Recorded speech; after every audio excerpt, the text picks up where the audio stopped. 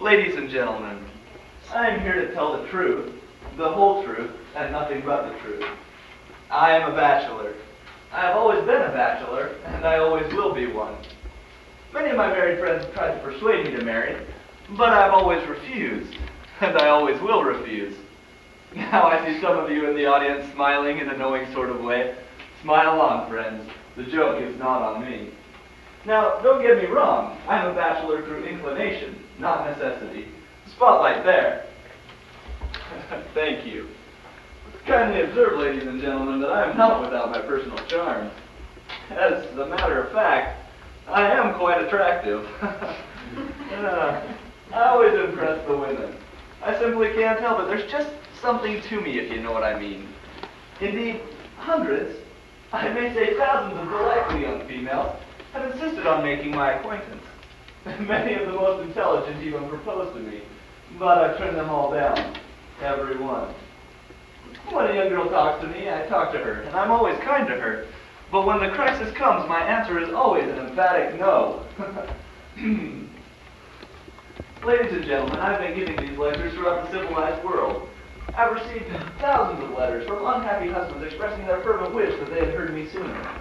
I've received hundreds of letters from engaged young couples who, upon hearing me, broke off their engagements to follow my example. I even received one letter from an indignant wife who threatened me with, well, we needn't go into that. The point is that my work is having results. Amazing results. But if I had saved only one soul from jumping into the heaving waters of matrimony, I should feel that my labors were not in vain.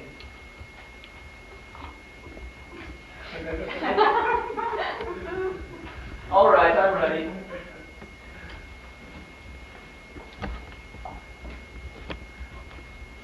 Ladies and gentlemen, though not a married man myself, I've been a serious student of married life. I've studied thousands of case histories. Indeed, I may say that I am an expert on the subject.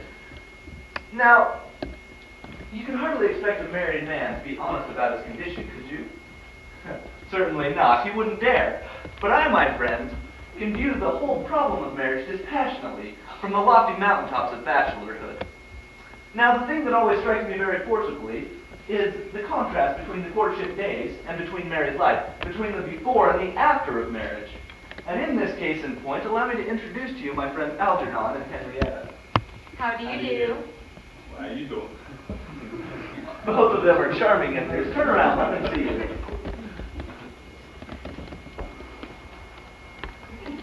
Not bad, eh? I have selected them because they are representative of their age and sex. Their experience is the experience typical of most unthinking young couples. And I regret to say that most young couples are unthinking. And now, with the assistance of Algernon and Henrietta, I have prepared a series of living lectures, taken from their own lives. No, they're more than lectures. They're significant slices, as it were, carved from the very body of their experience. Every word, every action, and every deed which you shall witness here tonight has been lived by them, and they will solemnly swear to the truth of my statement. We swear. Swear. And these living lectures will make perfectly clear to you why it is that I am a bachelor. Lights out. And lights on? A little more? That's enough. Thank you. Ladies and gentlemen, this is Henrietta's home. It's a charming place, home to charming people. This is the front door, and these are the steps leading to the door. And this is the walk leading to the steps. It's a summer night, rather late. The moon is out. Moon, please. Thank you. And you can hear a mockingbird calling its mate. Very pretty. As a matter of fact, it's just one of those soft, balmy occasions which are so dangerous to the young. Algernon has just driven Henrietta home from a dance in a car that he borrowed from his father without his father's permission. He's walking her to the door now, very tenderly, of course. You see, they are just engaged. They enter and speak for themselves.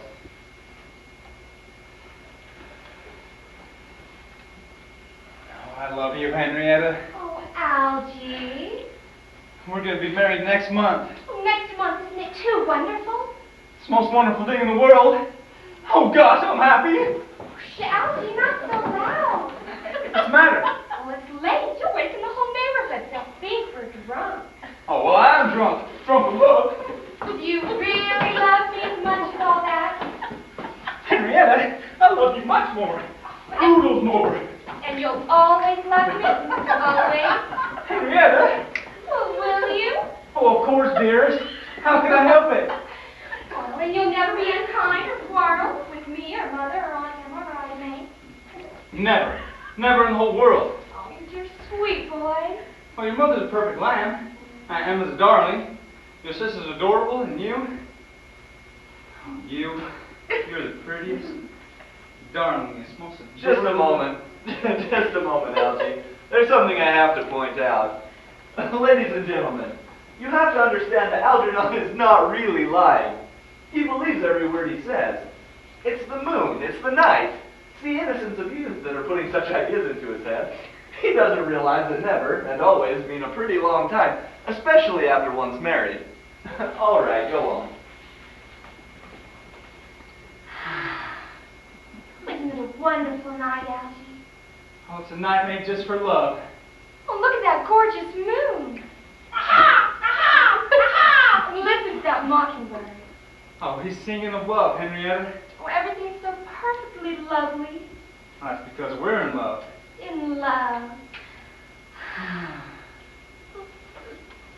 What time is it, Algie? Oh, 10 minutes to 10. So late, I must leave you. Oh, wait, please don't go yet. What's the hurry? But I must. Oh, don't be sad, Algie. Mother will be terribly worried. I told her I'd return by 9:30. Good night, my dear. I've enjoyed myself so much. Hey, can I come up for a while? Oh, no. Why not? Oh, Mother and Aunt Emma are in bed. They wouldn't like it. Good night, my dear. My dear, sweet future husband. Good night, my sweetheart. That's enough. Lights out. Thank you. Ladies and gentlemen, we shall now go forward about 2 years. Algernon and Henrietta are now married. They live in a small cottage outside of town. Algernon has a good job and goes off to work while Henrietta stays home and takes care of the house. Lights, please. Thank you. This is Algernon's house. Charming home place, home to charming couple. This is the front door, and this is the walk leading to the door. It's a summer night again. Rather late. You can still see the moon. Ready for the moon? Ready for the moon? Thank you. And you can still hear that beautiful mockingbird calling its mate. Algernon has just driven Henrietta home from the theater, in his own car this time. You see, it is their 2-year anniversary, and they have been celebrating. Henrietta wanted to invite her mother, Aunt Emma and Ida May, along for the celebration. But Algernon put his foot down this time. Algernon and Henrietta enter talking. For goodness sake, will you stop nagging? Kept it up ever since we left the theater. That's what you always say when you know you're in the wrong. Was it my fault that idiot drove into us? Was it? You were going much too fast. Oh, that's right. Yeah, blame me. You always do. I always try to be just Algernon. Yeah, you do like it.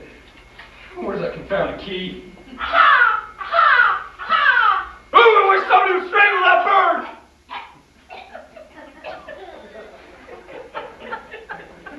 Algernon, will you do me a favor? Algernon, What? please don't pick your teeth in the theater again. You don't know how it embarrasses me. Did you see the way that young woman was looking at you? The habit is too revolting. Oh, for the love of Mike, can't a man ever do anything that gives him pleasure? Not when it disgusts other people. Well, other people disgust me. How can you talk like that? See here, Henrietta, I'm just about sick and tired of it. I can't do a blame thing anymore without being nagged at. First it's you, then Aunt Emma, then Ida May, then your mother. Well, Algernon, I forbid you to speak of my mother. Why does she always have to interfere? Will you tell me that? The old cow? Algernon! Every time I open my mouth, she wants to butt right in. Ooh, in all my life, I've never seen so many Well, cows. stop! No, I won't. It's the truth, and you know it. It's nothing of the kind. Mother never says a word except for your own good.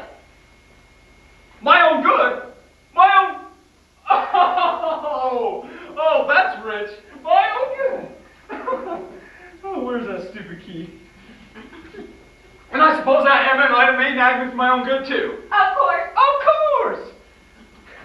Tell me this, Henrietta. Did I marry you or did I marry your whole darn family? Just about fed up. Algernon. Algie, I'm speaking to you. What? Are you forgetting so quickly? Forgetting what? It's our 2-year anniversary. Only 2 years ago. Seems like 20 to me. Aren't you ashamed of yourself, having no sentiment at all? What little I had has been knocked out of me. By me, I suppose. I'm not accusing anyone, but you helped. Family did the rest. Oh, there.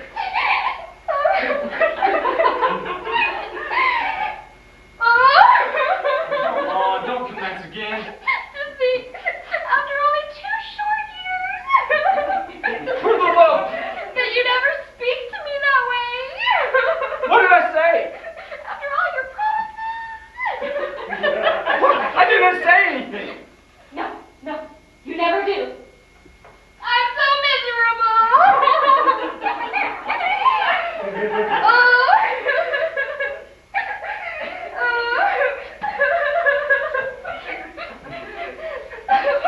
Oh, okay, I apologize then. I apologize, I'm sorry. I don't know what I've done, but I apologize. Come on, Henrietta, let's call it a night, shall we? Why should the neighbors always get her out squabbles? Come inside. Okay, old girl, don't be a fool. What? What did you call me? Oh, for crying out loud. I won't stand for it, you big heartless brute. Well, listen, wait a minute. No, I'm going away. I'm going away and you'll never see me Wait, again. wait, no, no. Don't you touch me. Oh, Algernon, how could you? I hate you. Henrietta! Henrietta? Henrietta! Great. Lights out. Oh, ladies and gentlemen, I made no comment during that last bit of dialogue. I feel it speaks for itself. We shall now go forward or back again 2 years. I want you to get the contrast. Algernon and Henrietta are once again in the courtship stage. Lights, please. Thank you. This is Henrietta's home. We've removed the fourth wall to rebuild a breakfast nook. It's charming, isn't it? There's a table, chairs, flowers, plenty of food, and Algernon and Henrietta. How do you do? How do you do? Hey, how you doing? Henrietta's mother has invited Aunt Emma and Ida May out for some morning shopping. And so Henrietta has called Algernon to invite him over for breakfast. They're both very happy. Algernon is supposed to be eating, but he really doesn't swallow enough to feed a sparrow. You know how it is. Action, please. Oh, Algie, do you really like my biscuits? Oh, they're divine. Not as divine as you are. But you've only had one, dear. Well, I'm feeding on the love in your eyes, Henrietta. Well, I'm afraid that isn't very substantial. Oh, I prefer it to any food on earth. Of course, Algernon doesn't realize what he's saying. He's in a very peculiar condition right now. Oh, you dear, dear boy. Isn't being in love just wonderful? Oh, most wonderful thing I know. Just being in love? Or just being in love with me? Oh, Henrietta, I couldn't imagine love without you.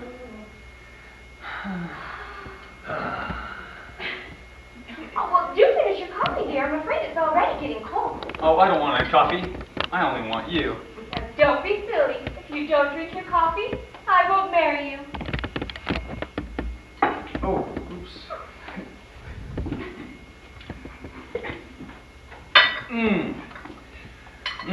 That was great. Algie, will you tell me something? Oh, anything, sweetheart. Well, do you think that you will ever fall in love with some other woman after we're married? Henrietta? Well, that's no answer. Henrietta! No other woman in the world will ever exist but you. You do say the nice things. Why, because I love you. My darling. My lovely girl. My adorable. Just a moment. Hold it, Algie. Don't move. There's something I want to show everybody. Ladies and gentlemen, I want you to notice the peculiar expression in Algernon's eyes. Turn a little this way, Algie. And this way. Right there. Perfect. Hold it. Thank you. You'll notice the same expression in the eyes of people who aren't all there. That's what love does to people. It destroys their sense of reason. It makes them rave about nothing at all, or very little, and gives them an altogether wrong perspective on things. Now, Henrietta is pretty. I'll be the first to admit that. But she isn't any prettier than millions of other girls out there. You can see that. I can see it. But to Algernon, this girl is the most beautiful, the most incredible, and the most sublime thing that has ever existed. Crazy, isn't it?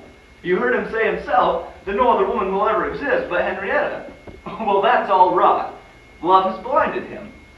Henrietta is affected with the same disease, though she doesn't have it half so badly as Algernon.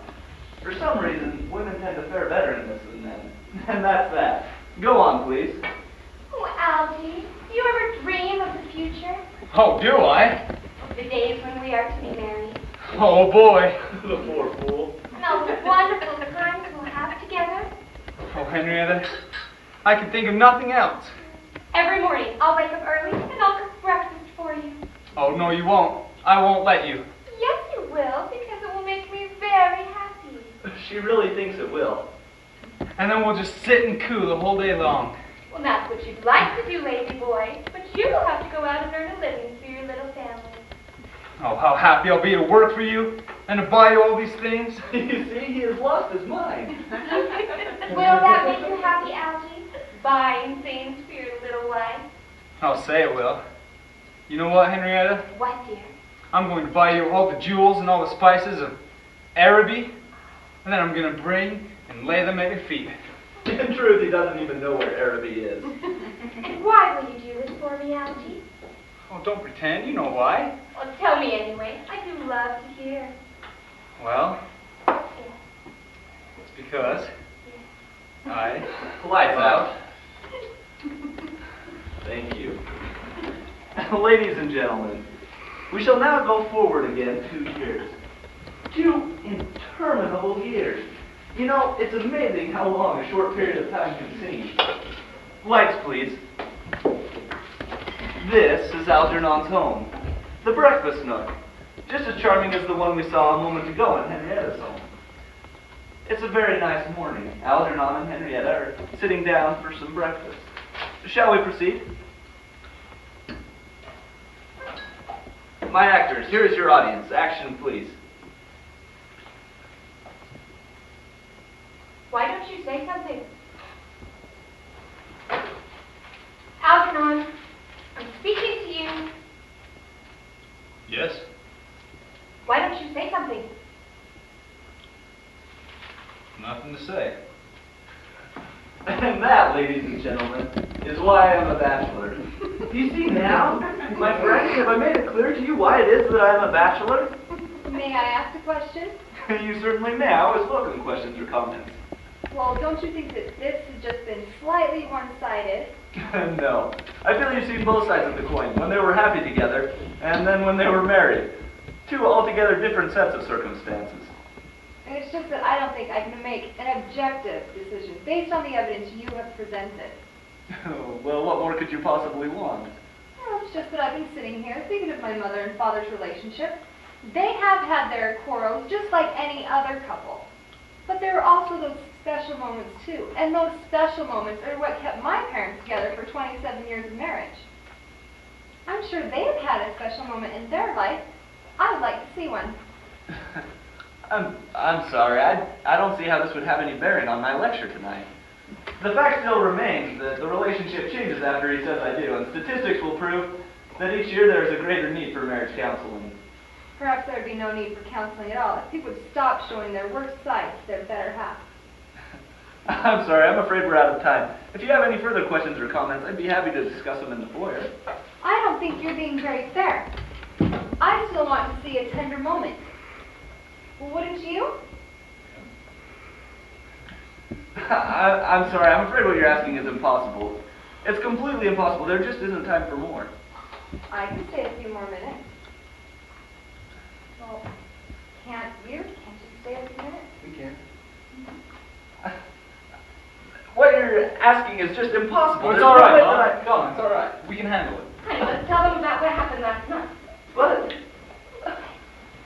It's all right, Dawn. It won't be too painful. Besides, I will be right here. all right, I guess. How can that hurt?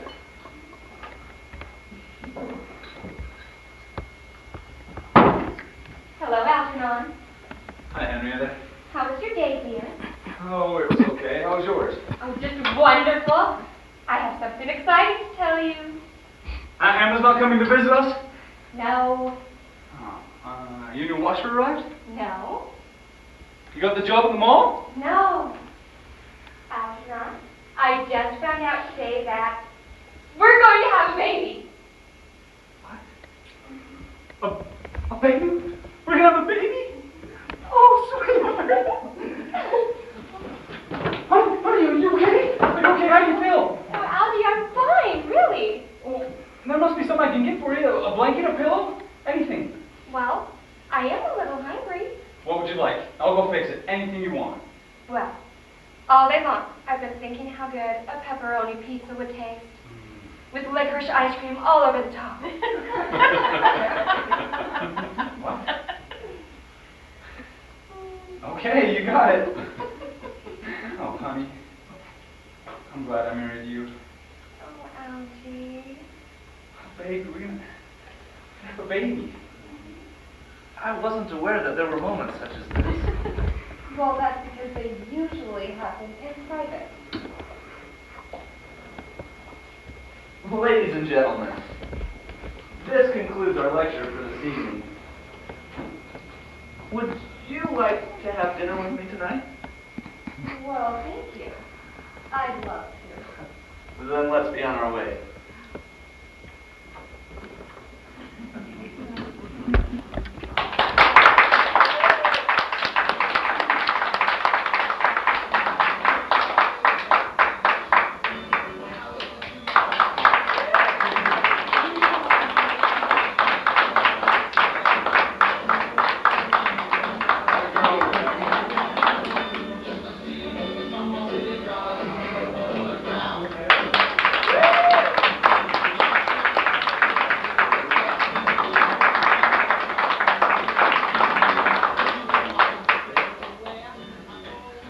Ladies and gentlemen, real quickly, me and Aubrey are going to go have a quick bite to eat.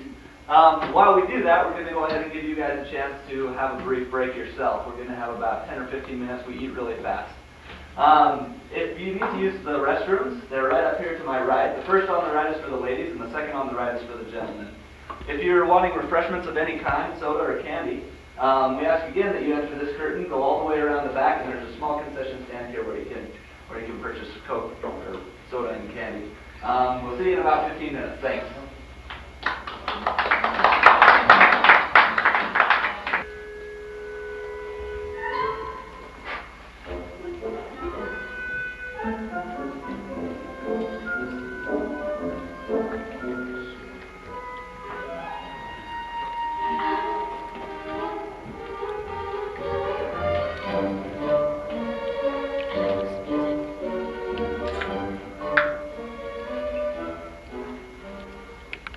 Sunlight, daffodils, and me.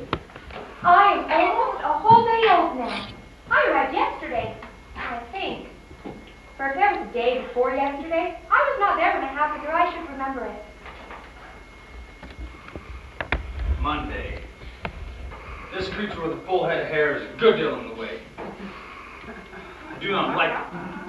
It's always hanging around and following me about. I wish it would just stay with the other animals.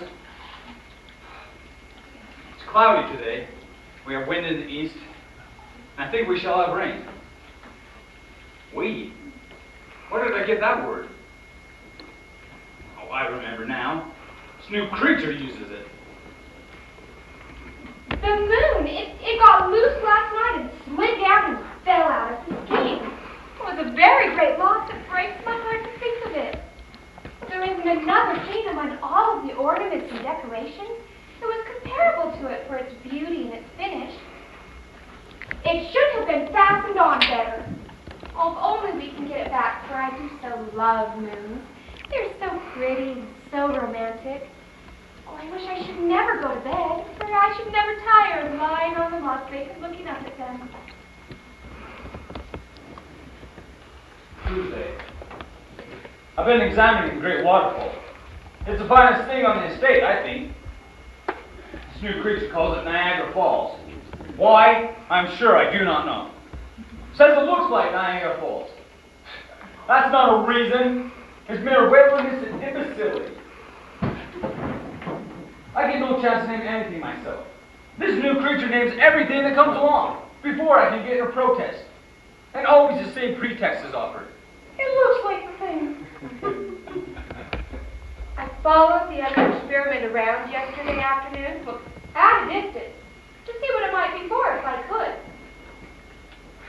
But I could not make it out. I think it is a man. I have never seen a man, but it looks like one. I find that I feel more curiosity about it than about any of the other reptiles. Well, and that is if it is a reptile, and I suppose that it must be, for it has no hair and beady eyes and looks like a reptile. So I suppose it is a reptile.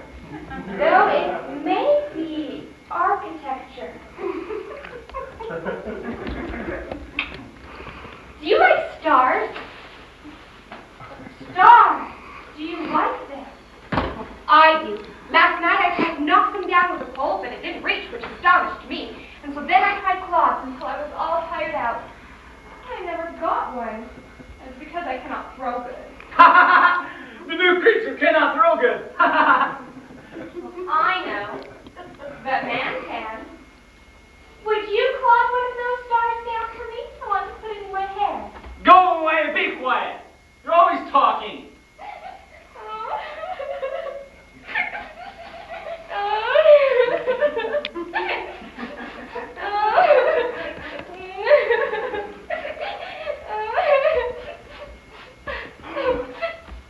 You're leaking water out of your hose. Oh, stop it! I'm going to climb a tree.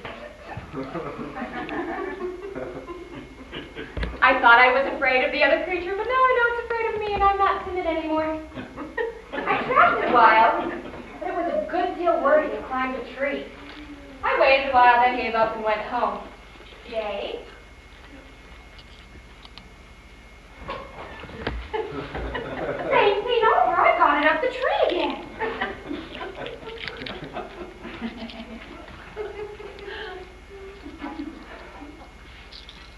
Wednesday.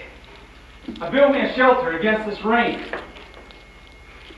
But could not have it to myself for long. This new creature intruded.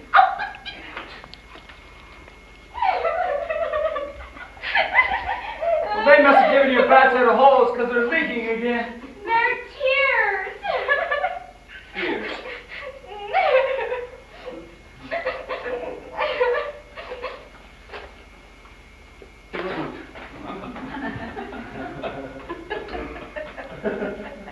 I've got it up the tree again. It's up there yet, resting apparently. Well, it tires me just to stand around and watch the tree. I just wonder what it is for. I never see it do anything. They returned to the moon last night, and I am so happy. I think it's very honest of them.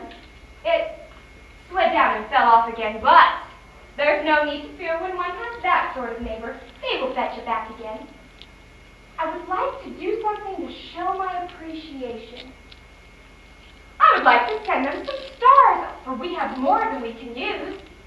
Well, I mean I, not we, for I can see that the reptile cares nothing for such things.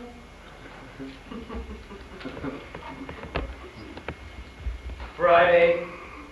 The naming goes recklessly on. In spite of anything I can do, I had a very good name for this estate.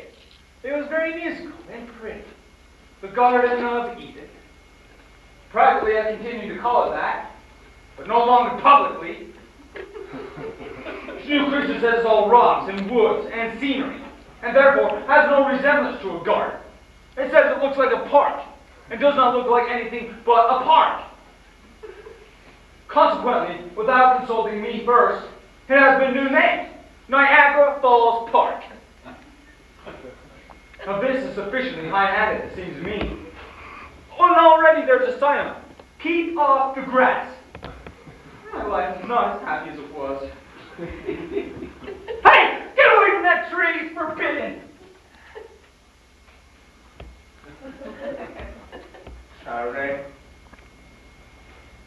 This new creature eats too much fruit. And we're going to run short, most likely. Wait again. That is its word. Mine too now, from hearing it so much. A good deal of fog this morning. I do not go out in the fog myself. But this new creature does. It goes out in all weathers. And stumps in my shelter with its little muddy feet. And then talks and talks. It used to be so pleasant and quiet here. If this reptile is a man, then it isn't really an it, now is it? That wouldn't be grammatical, now would it?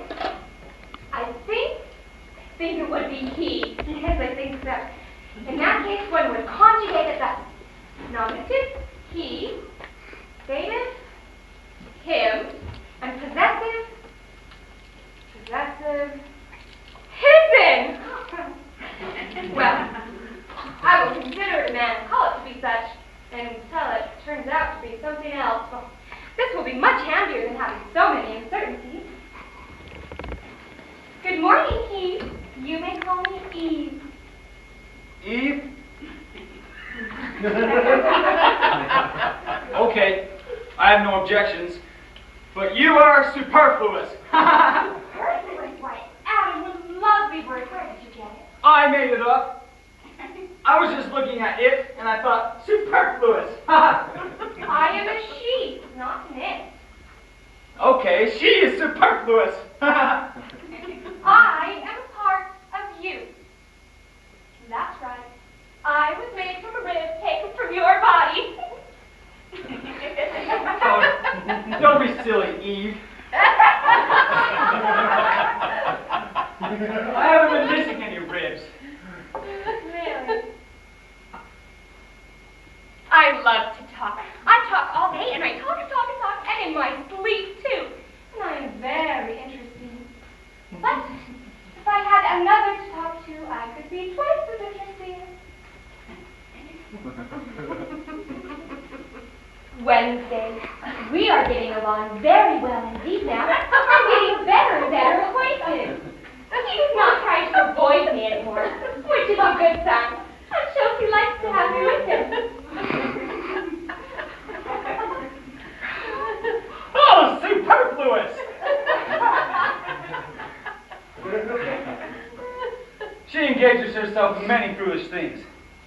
Among others, to study out why animals like lions and tigers live on grass and trees and flowers, when, as she says, the sort of teeth they wear would mean that they are intended to eat each other. Now this is foolish, because to do that would be to kill each other. And that, or as I understand, is called death. And death, as I have been told, has not yet entered the park, or garden. Which is a pity on some accounts. Ouch. What is wrong? Have I done something to make you angry? Oh, go stand in the rain like a hosely. That was my first sorrow. Sunday. I pulled through. Monday. I believe I see what the week is for. It's to give us time to rest up from the weariness of Sunday. That seems a good idea. She's climbing that tree again. But nobody was watching. Well, that's hardly sufficient justification of chances of a dangerous thing. Justification? Why, Adam, what... Hey, therefore fear. You come to harm if you don't watch out. But if I please you, it doesn't matter if I come to harm. What is that voice? I've heard it before, though I've never seen it. Tell me about it. It's the Lord of this garden. He told me to dress it and keep it, and do not eat of this apple tree you keep trying to eat from. But why? If we do, our death would be certain, and we'll surely die. Why? Not to eat its fruit? This is the tree of the knowledge of good and evil. Well, good and evil? Yes. What is that? What is what? Why, those things. What is good? I don't know. How should I know? Well, then, what is evil? I don't know. How should I know? Adam, you must have some idea of what it means. Why should I have some idea? I've never seen the thing. How am I to form any conception of it if I've never seen the thing? What is your own notion of it? I don't know. Why? Well, but Adam, there are those other new words. Die and death. What do they mean? I don't know. How should I know? What do you think they mean? My child! Can't you see that it is impossible for me to make even a plausible guess concerning a matter of which I'm totally ignorant? A person can't think if he has no material to think with. Isn't that true? Yes, I know it. But how vexatious it is. Well, just because I can't know, I all the more want to. We stood a while, turning the puzzle over in our minds. Then all at once I saw how to find out. I was surprised we had not thought of it before. It was so simple. Let us eat of the fruit, and then we shall die, and we shall know what it is, and not have any more bother about it. Oh, you're right. Wait, no, you're wrong. Father commanded us not to eat of this tree. Well, you're no fun. How will we ever understand?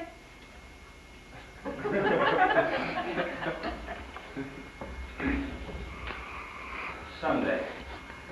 Pull through. Tuesday. Oh, she is taken up with a snake now. Now the other animals are glad, because she was always experimenting and bothering them. And I am glad because the snake can talk. And this enables me to get a rest. Adam, the snake, he advised me to try first. Eve, He said the result will be a great and fine education. well, it will have another result. You will introduce death into the world. I advise you to stay away from that tree. Don't you tell me what to do. Friday. She has taken to beseech me to stop going over the falls. What harm can it do? It makes me shudder. Why? I've always done it. I've always liked the plunge and the coolness. I suppose it was what the falls are for. They have no other purpose as far as I can see. Well, they must have been made for something. They were only made for scenery, like the rhinoceros and the mastodon. I went over the falls in a barrel. Not satisfactory to her. I went over the falls in a tub. Still not satisfactory. So I decided to swim the whirlpools and the rapids. And I got much damaged. I had some more tedious complaints about my extravagance. I'm too much hampered here. What I need is a change of scene. I tried to persuade Adam to stop going over the falls. No, it's because this new thing called fire had revealed to me a new passion. Fear. Oh, and it is horrible. I wish I had never discovered it. It gives me dark moments and spoils my happiness. Makes me shiver and shudder. But I could not persuade him, for he has not yet discovered fear, so he could not understand me.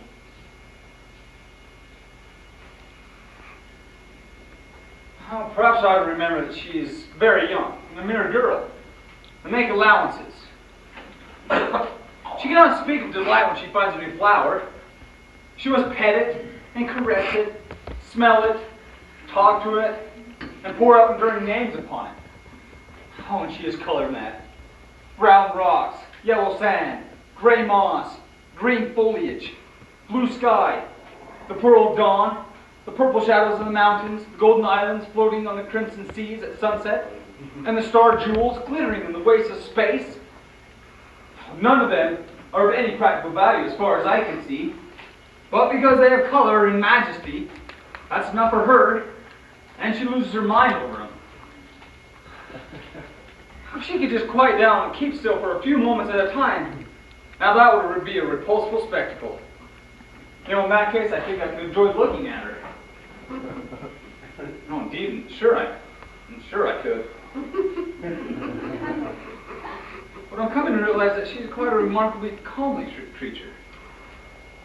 Lithe, slender, trim, rounded, shapely, nimble, and graceful. And once when she was lying marble white and sun-drenched on a boulder, with her young head tilted back, and her hand shading her eyes, watching the flag of a bird in the sky, I recognized she was beautiful.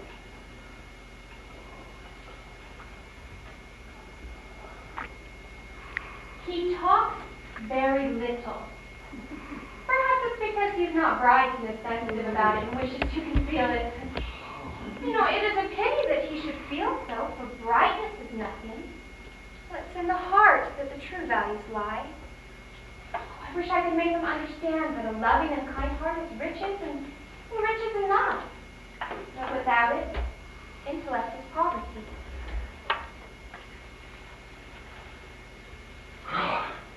I escaped! Well, I escaped and rode a horse about an hour and a half after sunup. As I was riding through a flowery plain where thousands of animals were grazing, they suddenly broke into a tempest of frightful noises. And in one moment, the plain was a frantic commotion, and every beast was destroying its neighbor.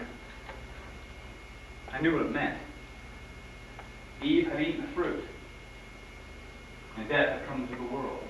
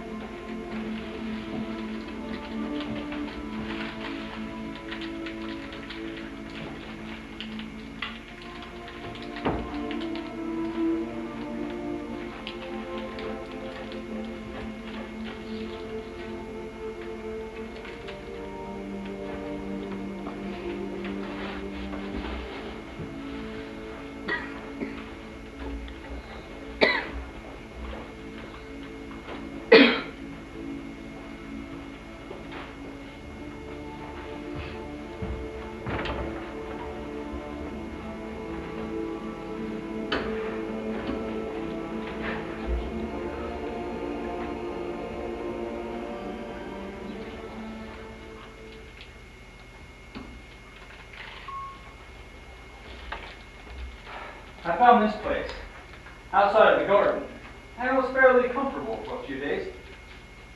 But she just found me out, and I'd already named the place Tonawanda. Well, that's because It looks like Tonawanda. In fact, I'm not sorry she came. There are but meager pickings here.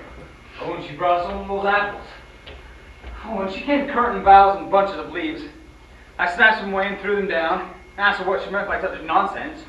She tittered and blushed. I'd never seen a person titter and blush before, and to me it's quite unbecoming and idiotic. And you knew soon enough how it felt. Well, after this, we set out where the wild beast battle had been, and collected some of these skins. Well, he made me piece together a couple of suits proper for public occasions. They're uncomfortable. But stylish. And that's the main point about clothes. Sorry. Well, I suppose we shall have to get to work now. Work? Yes. Something we shall have to do for the rest of our lives. It is ordered.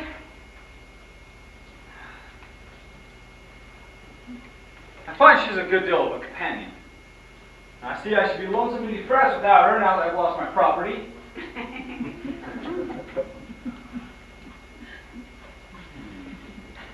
She will be useful. I will superintend.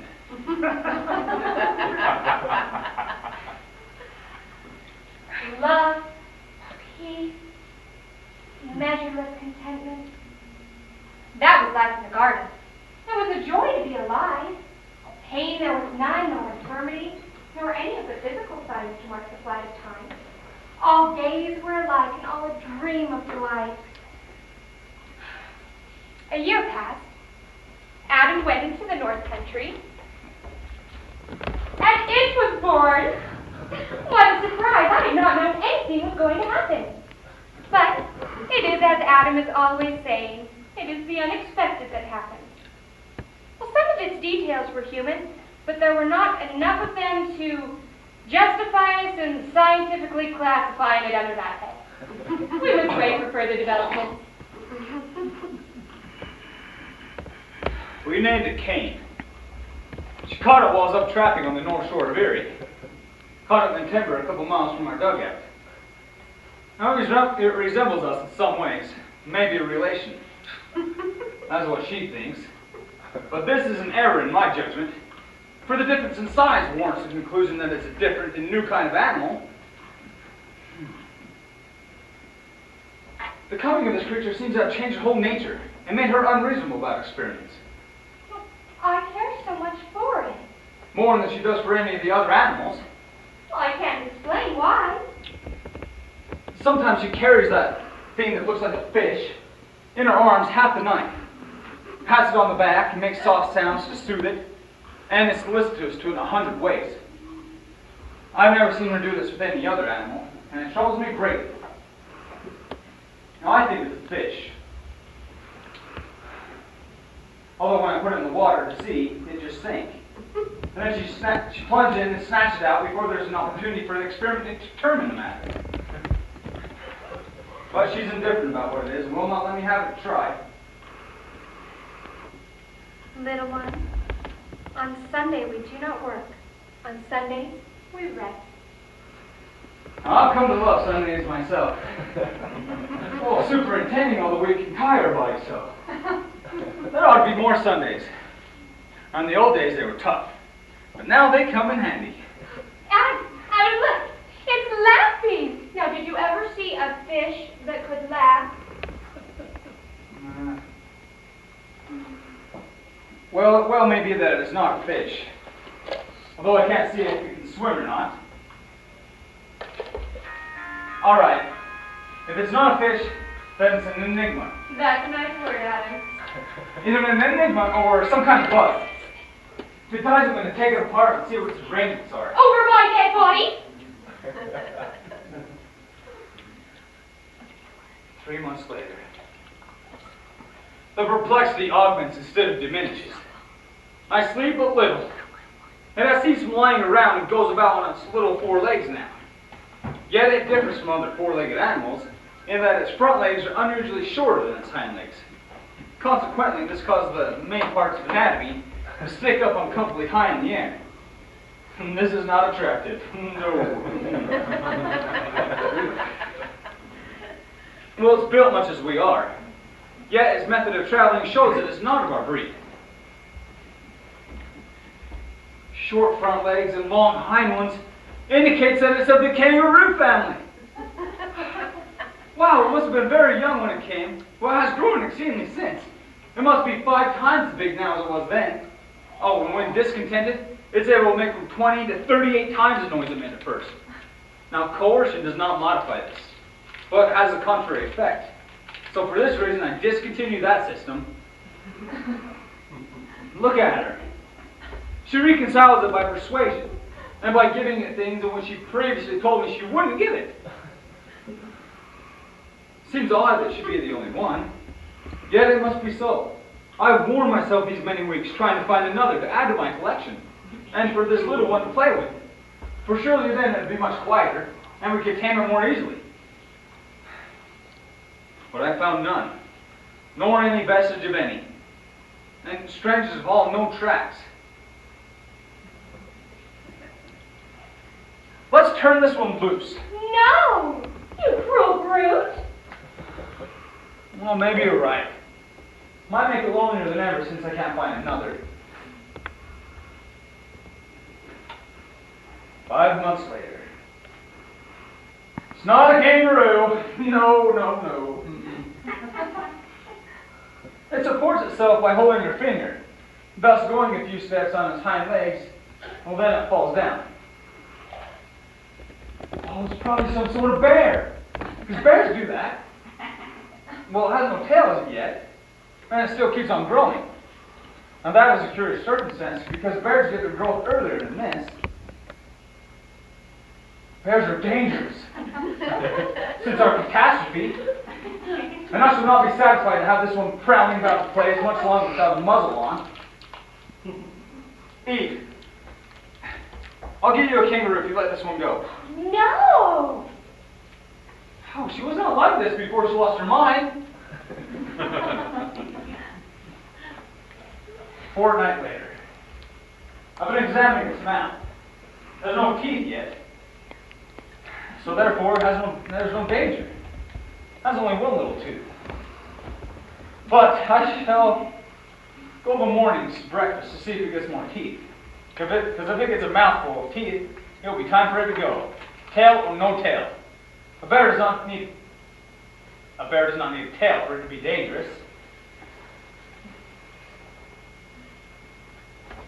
4 months later. I've been off hunting and fishing.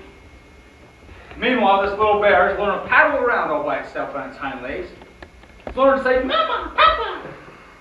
This imitation of speech, taken together with the general absence of fur, and entire absence of tail, indicates to me that it's a different kind of bear. I'm going to go off on a far expedition among the forests of the north and make an exhaustive search. There must certainly be another one somewhere, and this one will be less dangerous when it has a company of its own species.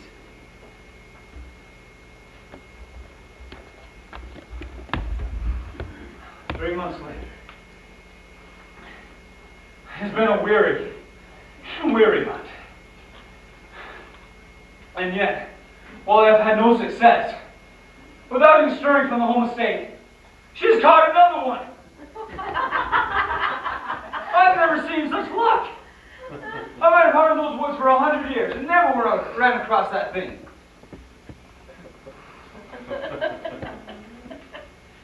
Next day, I've been comparing this new one with the old one. And it's perfectly plain that they are the same breed. I was going to stuff one of them from my collection, but she was prejudiced against that for some reason or another. So I relinquished the idea. Although I think it's a mistake. It would be a irreparable loss of science if one were to get away. Now the older one is much tamer now, and can talk and laugh much like the parrots. Having learned this, no doubt, from being with the parrots so much, or having an imitative faculty in a highly developed degree. Now this new one is as ugly as the old one was at first. It has that same raw meat and sulfur complexion. The same little singular head without any fur on it. She calls it Abel.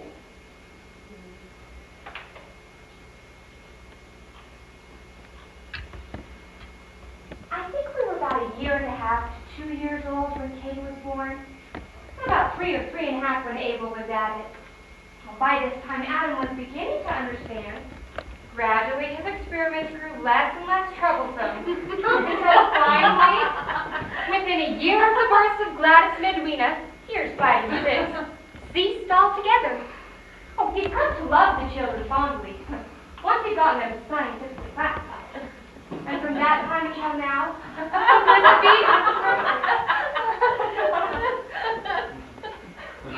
10 years later. They were boys. Yeah, little boys. Yes. It was their coming in that small immature shape that puzzled us. We were not used to it. Oh, and there were some little girls now, too. Cain! Abel, keep out of my garden! When I look back, the garden is a dream to me. Oh, it was beautiful. Surpassingly beautiful. Enchantingly beautiful. Now it is lost, and I shall not see it anymore. True, the garden may be lost, but I have found him, and I am content. Well, he loves me as best he can, and I love him with all the strength of my passionate nature, and as I think is proper to my youth and sex. The boys are nearly as big as I am now. Now that Abel, he's a good boy. But if Cain were to stay a bear, I think it would have improved him greatly. I never know what to expect from that kid, from one moment to the next. time ago my boys were fighting. Cain hid Abel and hid from the Lord. And now Cain is gone, and Abel is dead. And there's too much stillness in the house.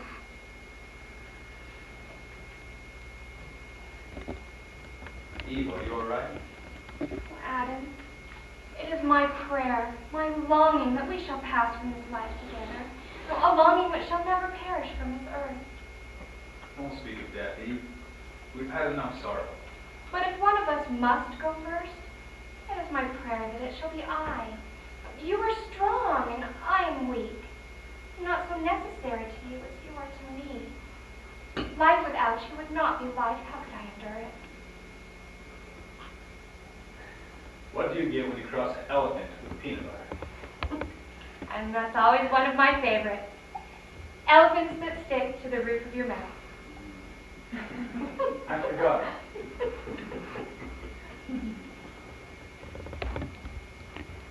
If I ask myself why I love him, I find I do not know.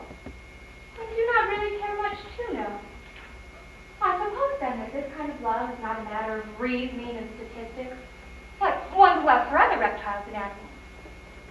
And I suppose that this must be so. For I love certain birds for their song, but I do not love Adam on account of his singing. No, it is not that. The more he sings, the more I do not reconcile myself to it. And yet I ask him to sing, because I wish to learn to like everything he is interested in. And I'm sure that I can, because at first I could not stand it. But now I can. It sours the milk, but I can get used to that kind of milk. It's not on account of his gracious and considerate ways and his delicacy that I love him. Oh, he has lacks in those regards. But he is well enough just so. Not on account of his industry that I love him. No, it is not that. Well, then why is it? Merely because he is masculine, I suppose. Well, at bottom, he is good. And he is strong and handsome. And I am proud of him, and I admire him. But I could love him without those qualities. If he were plain, I should still love him. And if he were weak, I should love him. And I should care for him and pray for him and watch over him and stand by his bedside until the day that I die. Yes, I suppose that I love him merely because he is masculine and he is mine. There's no other reason, I suppose. But I am only a girl, and I'm the first that has examined this matter. And it may turn out that in my ignorance and my inexperience, I've not got it right.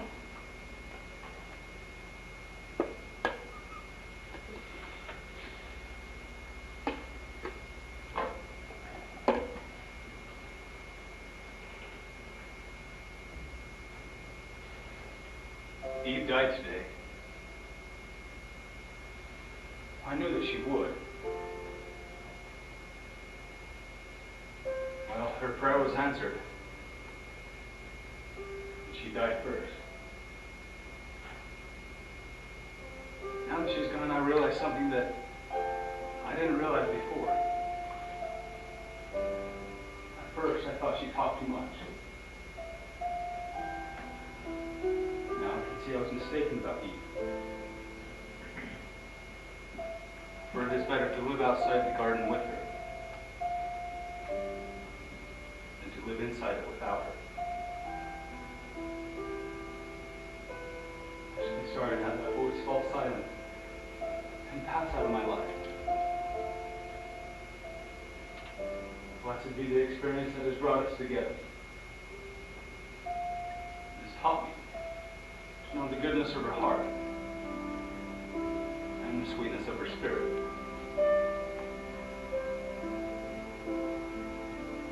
Because wheresoever she is,